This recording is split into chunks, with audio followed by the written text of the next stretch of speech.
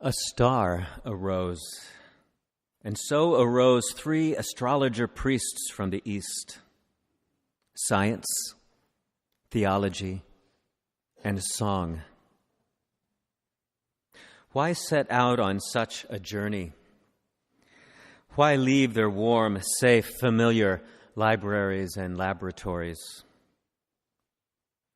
They had discerned from the star's appearance something about a king, but only a baby, and only of a small, conquered people.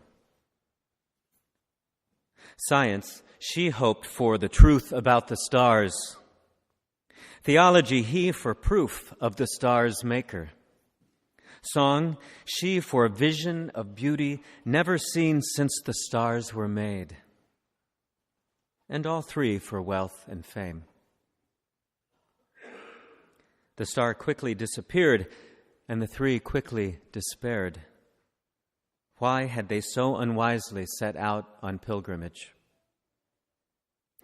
They had been sent forth with scornful laughter and were too embarrassed to turn back. Better to go on. But the journey was longer than planned.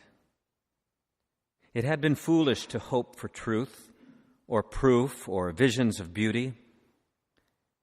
And they argued about which of these goals was even worthy. They fought over whether to turn back until it was certainly too late. Better to plod on with their experiment. They had, after all, learned patience in the laboratory and library. Still, the days, weeks, and months were trying, and their hopes were progressively dying. And then finally, they had arrived in the disappeared star's city and approached the king called Herod. His own wise, or at least learned ones, dismissively pointed outside the city's glory to dusty Bethlehem, 2 long hours' walk away. The 3 astrologer priests were doubtful and didn't want to leave the king's baths, table, and beds. But Herod insisted. He wanted news. They would go to humor him and quickly return to his hospitality. Science presumed no new discovery. Theology, no new insight.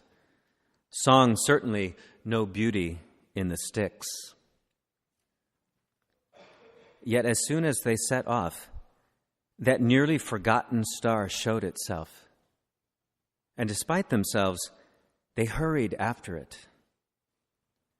As they hurried along, they forgot what they were looking for. Science forgot her facts, theology his truths, and song her musings on melody. They forgot themselves, and the star suddenly stopped. Could they leave their precious star for just a moment to stoop inside? It must have been a gravitational push from the star that got them through the doorway. The young mother and bewildered father hardly looked up from their infant. Science saw that the baby was of usual dimensions. Theology discerned the typical smells. And song heard nothing but the expected crying. What was it the new parents beheld that they, with their well-honed powers of perception, did not? They bent down to finally, quickly unburden themselves of the token gold, frankincense, and myrrh before leaving this disappointment and returning to their star. But they couldn't get up from the ground. Their bodies wouldn't, and not from fatigue. And then they found themselves gifting the baby with the deeper things they hadn't even packed: scientific awe, theological reverence, musical silence. The mother and father shared their bread. In the morning, surprised to find themselves attending to the night's dream. After all, what were dreams, except all three had had a similar and similarly foolish vision? They returned to the journey, avoiding the city and its king, following the star that almost imperceptibly rose in their hearts.